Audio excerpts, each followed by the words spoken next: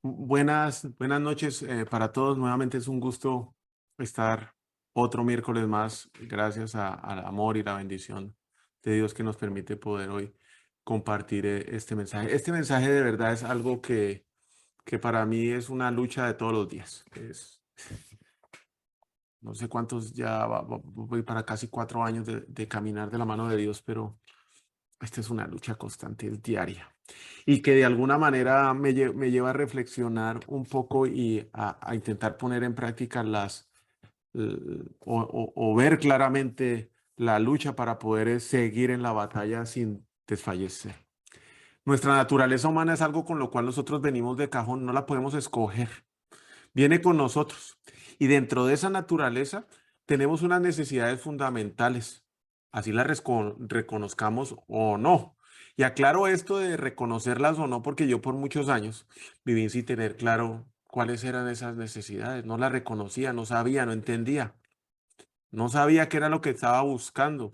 Sencillamente yo sentía que dentro de mí había un vacío, ¿sí? Había un vacío que estaba ahí, que lo tenía que llenar con mil cosas y de forma inconsciente buscaba la manera, las cosas, los placeres para poder satisfacer esa necesidad. Y claro, al no conocer cuál era esa necesidad propia, fundamental, fue a punta de prueba y error que me llevaba a buscar o intentar llenar algo que me faltaba, que tenía incompleto y que por supuesto, como no sabía ni qué era, nunca lo pude llenar y mucho menos completar o satisfacer. Y que además me mantenía en una carrera loca siempre por andar buscando más y querer más de cualquier cosa, buscando llenar un vacío que no identificaba. Lo que sí sé es que en esa carrera loca cometí una cantidad de errores brutales, que de los cuales muchos aún sigo pagando las consecuencias y ahí me vienen llegando facturas. Esa búsqueda loca, sin saber de qué y para qué, me hizo esclavo de muchas de esas elecciones que decidí en algún momento. Destruí en el camino una infinidad de relaciones. Me lastimé y lastimé a otros, lastimé a mi familia y a otras muchas personas. Comprometí mis principios y mucho más. Y finalmente vengo a darme cuenta que todo fue en vano porque nunca llegué a lograr llenar ese vacío. Solo fueron satisfacciones temporales con consecuencias a largo plazo y muchas de esas consecuencias definitivas no tienen reversa. Más reversa tiene un patín que las acciones que comete. Pero entonces, ¿cuáles son esas necesidades fundamentales que todo ser humano tiene? Usted y yo y todos los demás. La primera es creer, ¿sí? Todo corazón humano necesita tener fe en algo o en alguien. Y eso lo traemos de cajón. La segunda es pertenecer. Todo corazón humano necesita experimentar una comunidad, una familia. Así nos diseñó Dios. Y la tercera es llegar a ser. Todo corazón humano necesita crecer, estirarse y alcanzar un potencial. En mi caso personal, solo fue hasta hace como 4 años que me encontré de frente con Jesucristo y pude experimentar, aunque sabía quién era hace 50 años, los últimos 4 años, pude experimentar su amor, su gracia, misericordia, de una forma directa, que estas necesidades fueron completamente llenas. Salmos 34:8 dice, prueben y vean que el Señor es bueno. Dichosos los que se refugian en Él. Dichosos los que se refugian en Él. Salmo 34:6, esos vacíos los podemos relacionar con nuestras angustias existenciales. El pobre clamó y el Señor lo oyó y lo liberó de todas sus angustias. La primera, creer. Yo puse mi confianza en Dios creyendo en Él completamente, completamente. Cuando antes mi confianza estaba puesta en mis capacidades, mis conocimientos, la cantidad de conectes que tenía, el número de contactos que tenía en el teléfono, los amigos, el dinero, la empresa, los activos, creyendo que esto sería lo que me proveería a mi paz, gozo, amor o satisfacción. Qué equivocado estaba. Juan 6:40, porque la voluntad de mi Padre es que todo el que lo reconozca al Hijo y crea en él, tenga vida eterna, y yo lo resucitaré al final de los días. Juan 5:24 dice, ciertamente les aseguro que el que oye mi palabra y cree, ahí está, y cree al que me envió, tiene vida eterna y no será juzgado, sino que ha pasado de la muerte a la vida. Y efectivamente en esa carrera loca, creyendo que yo tenía el control, los conocimientos y las habilidades, y me creía más sabio que el resto del mundo, vivía en muerte. Era un muerto, un walking dead, un muerto viviente. Y no fue sino hasta encontrarme con Jesús que pasé a ser un vivo viviendo en Cristo Jesús. La segunda necesidad, pertenecer. Y Jesús, sí, yo tenía un montón de amigos, tenía un montón de conocidos, hacía rumbas, fiestas, sí, pero vivía solo. Tenía una soledad interna que me consumía. No tenía con quién compartir mis más íntimos problemas y mis más íntimos eh, preocupaciones. Y Jesús me permitió ver a la familia de Dios y sentirme parte de ella, como un hijo amado de Dios, donde sé que Dios es mi Padre y que Él tiene sus ojos puestos en mí, que yo puedo llegar a Él en cualquier momento, así como también puedo llegar en cualquier condición, por muy asquerosa que el mundo diga que soy. Yo sé que puedo llegar a Él como me encuentre y seré recibido, porque lo he experimentado, esto no me lo han contado, y he llegado en muchas condiciones, con amor, misericordia y perdón. Y sé que toda su gracia va a reposar sobre mí. Primera de Juan 3:1 dice, fíjense qué gran amor nos ha dado el Padre, que se nos llame hijos de Dios, porque lo somos.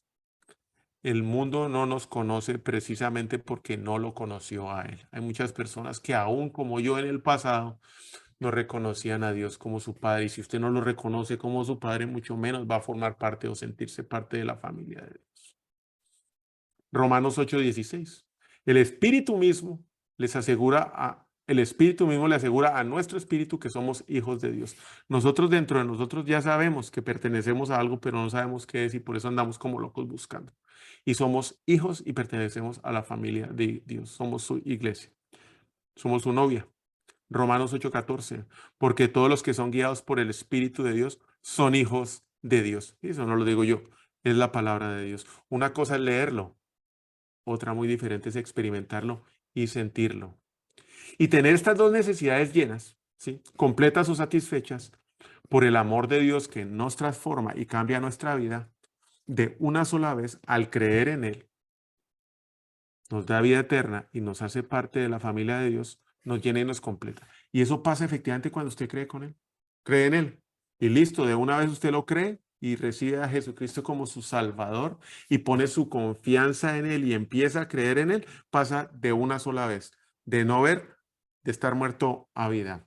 Y de una sola vez pasa de no tener familia a ser hijo de Dios, en automático. Pero no llega a pasar eso con llegar a ser o desarrollarse. Eso sí es otra cosa. Ese es el tercer tema o la tercera necesidad fundamental. Eso es un viaje, eso es un proceso con sus reprocesos. Es un caminar con caídas y con levantadas. Es enfrentar y atravesar los miedos, las dudas, los fracasos. Es caminar por fe.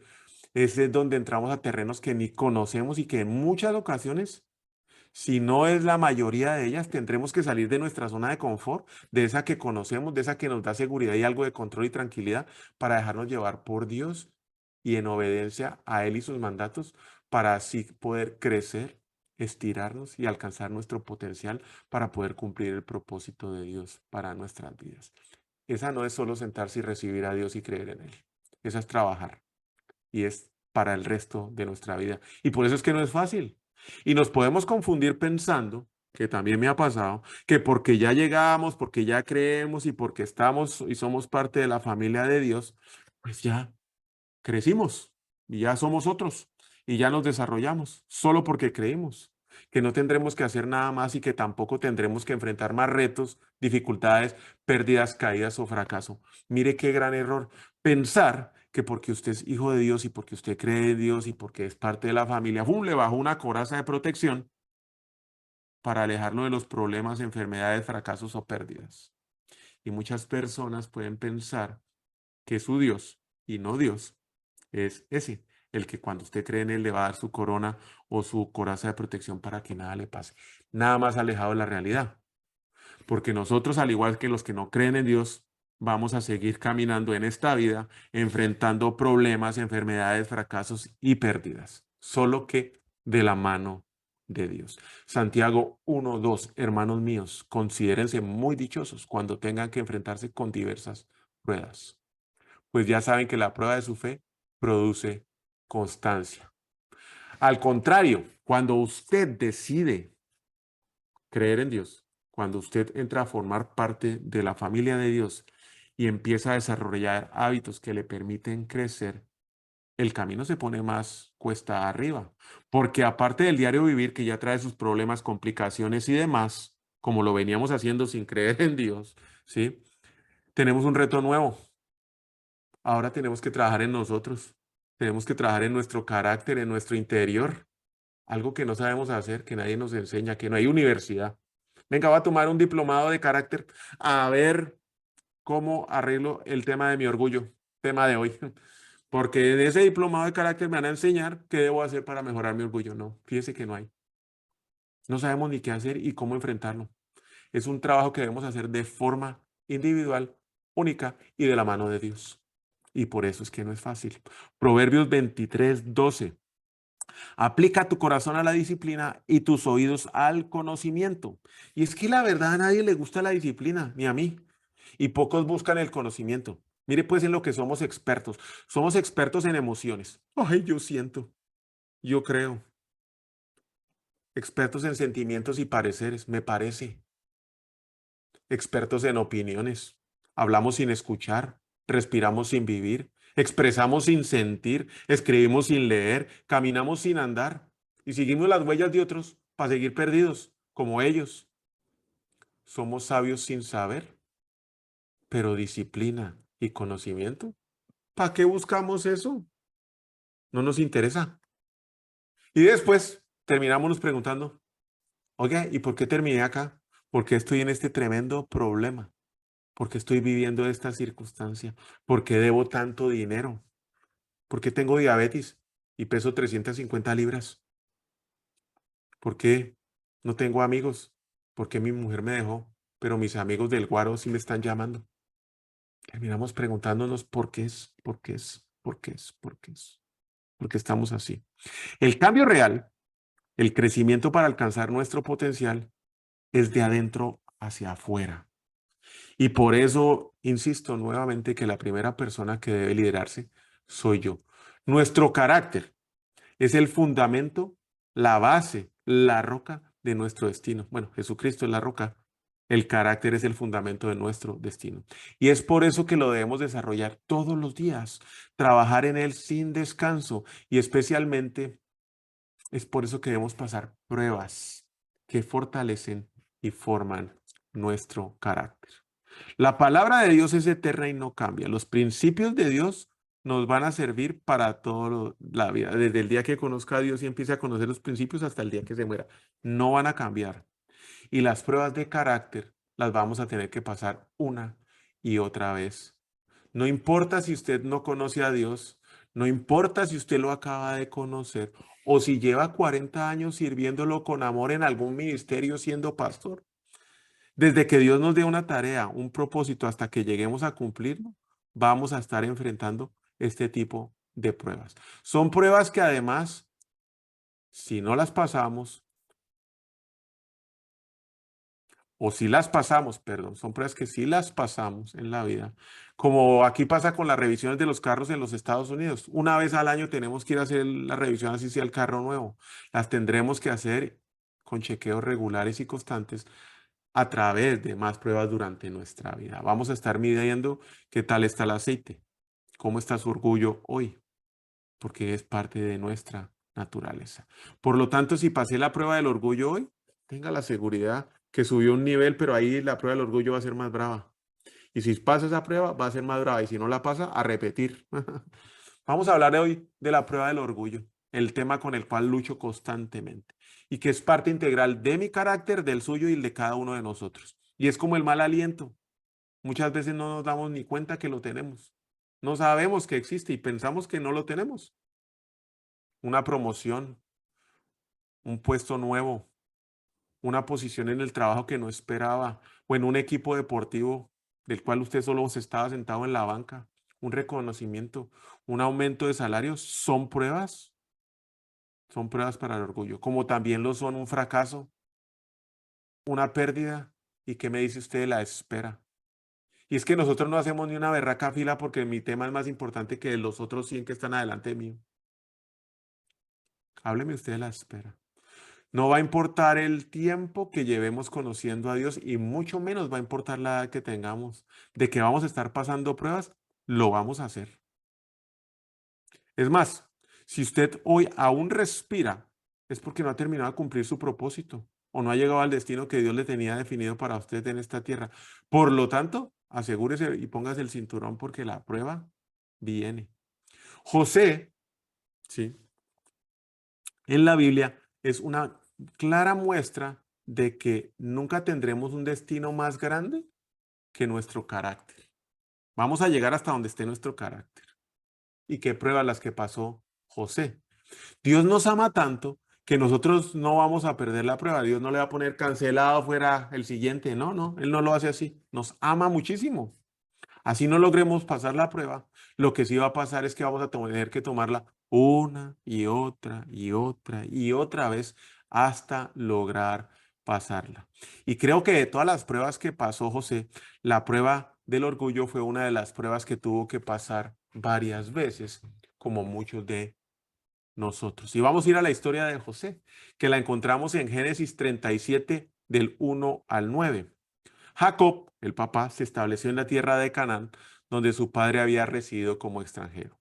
Esta es la historia de Jacob y su familia. Cuando José tenía 17 años, y ese es un tema muy importante, y además tenía 11 hermanos porque era el menor, él era el 12, el menor de los... No, era el 11, sí, él era el 11, él era el 11. Tenía ya 10 hermanos, sí. Y tenía 17 años, apacentaba el rebaño junto a sus hermanos, los hijos de Bilha y Silpa. Eh, Jacob tuvo 3 mujeres y todos los hijos eran de mamás diferentes, que eran concubinas de su padre. El joven José solía informar a su padre de la mala fama que tenían sus hermanos. ¿Cómo no lo iban a odiar si era un sapo? Estaba llevando a su papá cuanta cosa hacían sus hermanos. No les dejaba pasar una sola. ¿Cuántas veces no estamos nosotros haciendo eso para afianzar nuestra confianza y nuestra relación con alguien y traicionamos a nuestros amigos, nuestros compañeros o comprometemos nuestros valores para lograr que alguien más nos dé su aprobación? No solo lo hace José. Israel amaba a José más que a otros hijos, porque le había tenido en su vejez. Por eso mandó que le confeccionaran una túnica muy elegante. Y claro, José el Sapo, ¿sí?, debía o creía que debía consolidar aún más esa posición. Y se lo dejaba saber a sus hermanos y dejaba saber de la preferencia que tenía su papá por él. José no se preocupó por ocultarlo, al contrario, se aseguró que sus hermanos supieran que él era el preferido de su papá. Y nosotros muchas veces andamos caminando en las mismas. Viendo sus hermanos que su padre amaba más a José que a ellos, comenzaron a odiarlo. Oiga esa palabra, odiarlo. Y ni siquiera lo saludaban. Inclusive lo odiaban y él ni siquiera les había contado el primer sueño que Dios le había dado. Ya lo odiaban por sapo, por soberbio, porque quería mostrar que era más que los demás. Cierto día, José tuvo un sueño y cuando se lo contó a sus hermanos, ellos le tuvieron más odio todavía. Mire la sabiduría de un muchachito de 17, que a veces es la que tenemos nosotros de 54, ¿sí? Que andamos contando todo lo que Dios nos dice que debemos ir a hacer. La misma sabiduría que tenía José con sus hermanos, muchas veces nosotros la tenemos. Yo no sé qué tanta sabiduría tuvo aquí José, pero creo que sinceramente fue muy poca, porque sabiendo que lo odiaban, solo llegó a echarle más leña al fuego. Lo odiaron más. Pues les dijo, presten atención, escuchen, les voy a contar lo que he soñado. Resulta que estábamos todos nosotros en un campo atando gavillas. De pronto mi gavilla se levantó y quedó erguida, mientras las de ustedes se juntaron alrededor de la mía e hicieron reverencia. Sus hermanos ya replicaron y de mal modo, ¿De verdad crees que vas a reinar sobre nosotros y que nos vas a someter?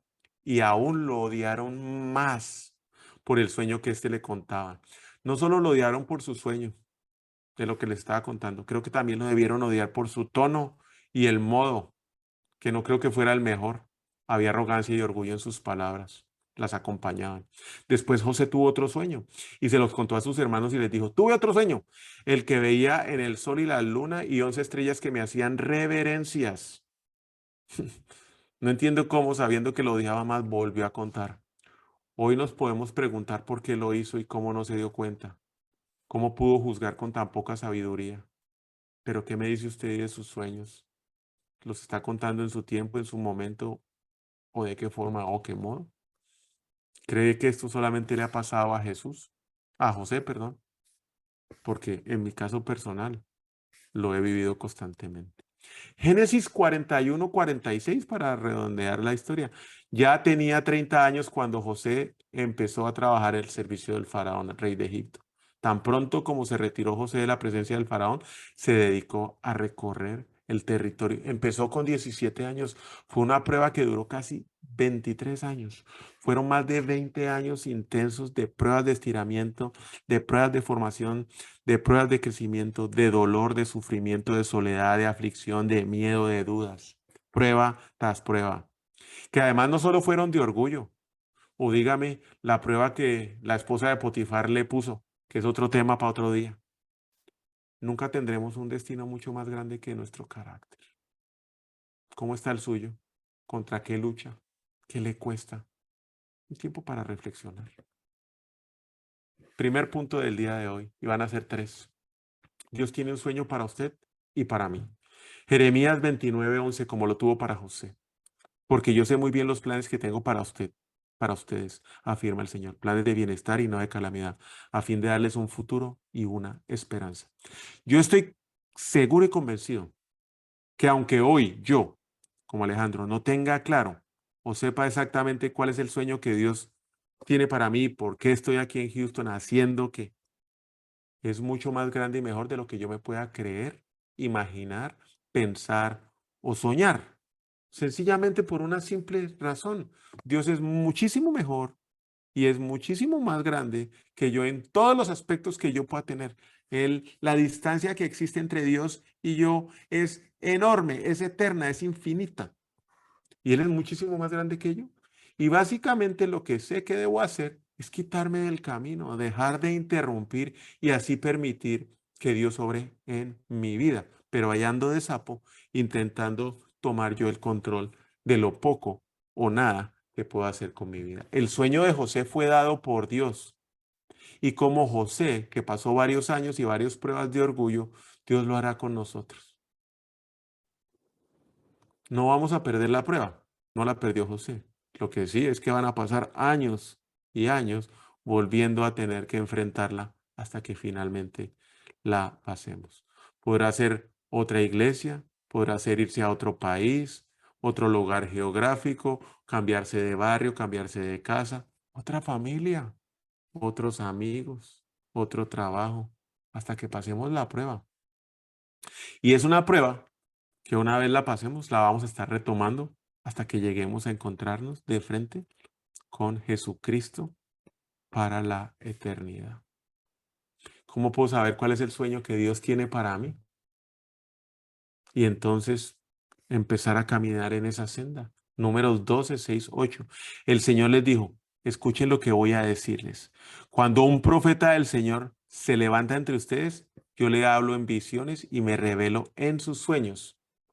Pero eso no ocurre con mi siervo Moisés, porque en toda mi casa él es el hombre de confianza. Con él hablo cara a cara, claramente y sin enigmas. Él contempla la imagen del Señor. ¿Cómo se atreven a murmurar con mi siervo Moisés? Claro que sí, Dios nos puede hablar por sueños, Dios nos puede hablar por profetas, como lo hizo con el pueblo de Israel. Pero ¿sabe qué? Yo lo que sí quiero tener es esa relación que tenía Moisés con Dios. Saber con quién estoy hablando, saber que es cara a cara. ¿Y sabe quién nos habla cara a cara? Jesús. Jesús. ¿Quiere conocer sus sueños? Conozca a Jesús. Tenga una relación y viva su vida junto con Él, de la mano. Pase horas, horas con Él, leyendo la Biblia. Salmos 103:7. Dio a conocer sus caminos a Moisés, le reveló sus obras al pueblo de Israel. Una cosa es que me digan qué tengo que hacer. Y otra cosa es muy diferente el saber por qué lo tengo que hacer. Y Moisés, como dice ahí, Dios le reveló sus caminos. Conocía los porqués de Dios. Moisés conocía a Dios cara a cara. Él le permitía conocer sus porqués. Y cuando usted y yo conocemos a Jesús cara a cara, personalmente, íntimamente, y pasamos tiempo con Él, y deseamos y buscamos constantemente y con disciplina conocerlo y experimentar nuestra vida junto con Él, siguiéndolo, Él nos va a permitir conocer el sueño que Él tiene para nosotros y los porqués. Además, hay que tener mucho cuidado porque no todos los sueños que tenemos vienen de Dios. Y es por eso que si no conocemos íntimamente a Jesús, que nos da la claridad para saber qué viene de Él y qué no, no tenemos posibilidad de poder determinar si es un sueño correcto de Dios o no lo es. Punto número 2. Ya sabe cómo que Dios nos da sueños y cómo puede usted saber si viene de Dios o no, con su relación íntima con Él. 2. No presuma el sueño. Prueba de orgullo. Ya vio lo que le pasó a José. Él tenía un sueño que Dios le había dado, pero presumirlo no venía de Dios. Y ahora mi pregunta, ¿y por qué le dio un sueño y le dio ese sueño a José? Porque el destino de José no fue que sus hermanos se doblaran. No fue que sus hermanos lo rodearan y él estuviera encima de ellos, no. El destino de José fue alimentar a una multitud sin fin de personas desde el puesto que el faraón le dio. Y él se encargó de administrar todos esos recursos para que en la escasez de esos 7 años, todo ese tanatal de personas tuvieran comida, incluido obviamente su familia y sus hermanos. Ese era su propósito. Pero ¿por qué le dio el sueño? Pues porque Dios sabía que José era orgulloso, por eso le dio el sueño. Como también lo sabe que usted y yo somos orgullosos y cada uno de nosotros llevamos eso dentro de nosotros. Dios sabía que el orgullo de José lo llevaría a presumir. Y de una vez y por todas, para el foso mejor, para luego ser vendido como esclavo. Y es que esta no es solamente la historia de José. Personalmente yo sé que mucho he presumido de mis sueños y estas presunciones me han llevado al foso y de ese foso muchas veces he salido y puede ser que aún esté esclavo de mis comentarios, de mi orgullo, de mi presunción. ¿No le habrá pasado a usted? Ya fue a revisar sus redes sociales. Va y revise. Dios hizo en José lo que tenía que hacer para trabajar en su carácter, como lo ha hecho en mí. ¡Ay! Y Dios mío, lo que hace falta, lo que hace falta. El sueño no es el destino. Con el sueño empieza un viaje en la prueba de carácter. A José lo odiaron sus hermanos por su sueño y por su modo, por su forma y por su tono de hablar. Génesis 37:8. Y sus hermanos le dijeron, ¿acaso reinarás sobre nosotros? ¿O acaso te enseñorearás sobre nosotros? Y lo odiaron aún más por causa de sus sueños y de sus palabras. ¿Y sabe qué es lo que pasa? Es que el orgullo habla, el orgullo grita, siempre. Si usted lo lleva dentro, el orgullo va a gritar. En cualquier conversación que usted y yo tengamos con otra persona, el orgullo siempre va a interrumpir, siempre va a querer hablar. Si no, revise las dos últimas conversaciones que usted haya tenido con alguien que le está hablando a usted y usted va, lo interrumpe y le dice, ve, espérate, escúchame, porque cree que lo que usted tiene que decir es mucho más importante que lo que le está diciendo la otra persona. Ese es un índice de gestión. Ahí se lo dejo. Un KPI es un problema constante en mí, en el cual trabajo todos los días. Ando interrumpiendo a los demás porque creo que lo que tengo es más importante de lo que ellos me están diciendo. Ahora bien, ¿cómo puedo saber si yo tengo orgullo dentro de mi corazón?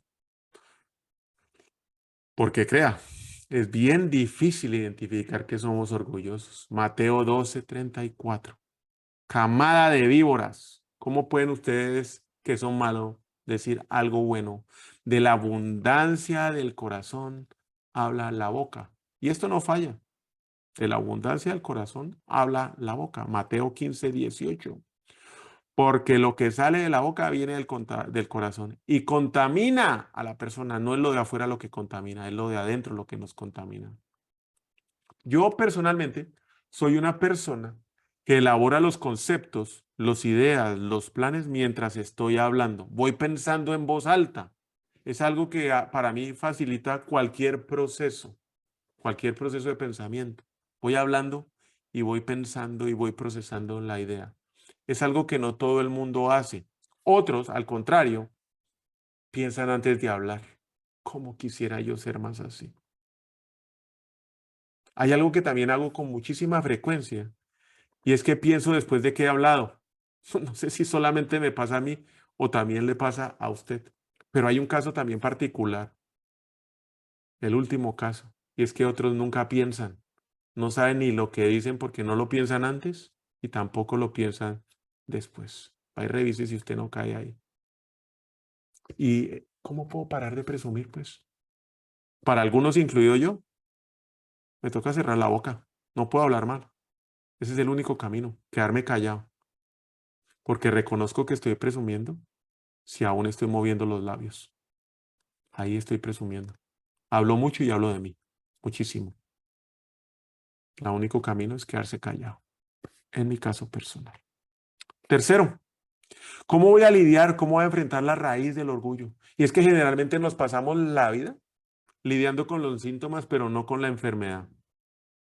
La raíz del orgullo es la inseguridad que llevamos dentro de cada uno de nosotros, esa inferioridad que nos hace sentir alrededor de otras personas, o bien la insuficiencia, ¿sí? ¿Es inseguridad o inferioridad? O insuficiencia. La insuficiencia de sentir que no sé o que no tengo lo suficiente para poder lograr algo o pertenecer a un lugar o un grupo social. Y automáticamente sale de mí, ¡pum!, sin pensarlo, ¿sí? Sale con nuestra carne el querer elevar nuestra posición de lo que realmente somos a lo que realmente queremos aparentar. ¿Y sabe qué aparece? Orgullo. ¡Fua! Produce orgullo. Y con ese aumento de orgullo, que se produce muy sencillamente, y aquí le voy a explicar cómo lo podemos hacer, es cuando empiezo yo a buscar aumentar la confianza en mí mismo. Así aumento el orgullo. Lo que el mundo dice hoy. Usted debe hacer lo que usted crea. Crea en usted. Crea en sus capacidades, crea en su potencial. Ahí lo único que nos está haciendo es inflamar, es alentar y meterle fuego al orgullo que ya llevamos dentro de nosotros. Y el único antídoto para disminuir el orgullo es cuando aumentamos nuestra confianza en Dios y lo que Dios puede hacer a través de nosotros. Y vuelvo y le digo, nos pasamos años lidiando y arreglando los síntomas y los efectos del orgullo y no vamos a la raíz de nuestro problema. ¿Usted es orgulloso o no lo es? No existen puntos medios. No existe ser medio orgulloso. O uno es orgulloso o no lo es. No existe ese punto medio. Cuando vamos a leer la Biblia, no encontramos en ninguna parte que oremos por la humillación. Lo que sí encontramos es una instrucción directa, clara y precisa de que nos humillemos ante Dios. Santiago 4:10. Humíllense delante del Señor y Él los exaltará. Primera de Pedro 5:6. Humíllense pues bajo la poderosa mano de Dios para que Él los exalte a su debido tiempo. ¿Cómo me humillo? Pues reconociendo la distancia enorme que existe entre yo o mi persona y Dios, que Él es todopoderoso, que Él es el Rey de Reyes, que Él sabe el futuro, el presente y el pasado, que está en el futuro, en el presente y en el pasado, que Él es el Alfa y el Omega, y que como Él no hay nadie, buscando su presencia en mi vida todos los días durante todo el día. Y así voy a tener claro y no voy a pensar que soy más grande de lo que realmente soy, porque el único grande es Dios, el Rey de Reyes y Señor. Entre más cerca yo esté de Dios, más humillado voy a estar. Voy a orar de rodillas, lo voy a buscar con lágrimas, voy a clamar, voy a entender y voy a saber que yo sin Él no soy nada. Pero ¿sabe qué pasa al contrario? Entre más lejos esté yo de Dios, y de su presencia en mi vida, voy a pensar que más grande soy yo. Otro índice de gestión. Entre más lejos esté de la presencia de Dios, soy orgulloso. El orgullo revela mi carácter, pero el orgullo también revela mi relación con Dios. Saber quién soy, saber de dónde vengo y saber hacia quién voy. Reconocer que no es en mis fuerzas, sino que yo fui rescatado, redimido y salvado por el amor de Jesús y su sacrificio en la cruz por mí, me permite entregarle sin ningún temor a Dios todas mis inseguridades, todas mis inferioridades, todas mis insuficiencias y me va a liberar de tener que probar algo a alguien, de tener que perder algo porque no tengo nada que perder y de tener que ocultar algo porque soy hijo de Dios. Sigo en esta batalla y seguiré batallando diariamente con el orgullo. Espero que les sirva esto en alguna forma y vamos a terminar dándole gracias y orando a Dios hoy.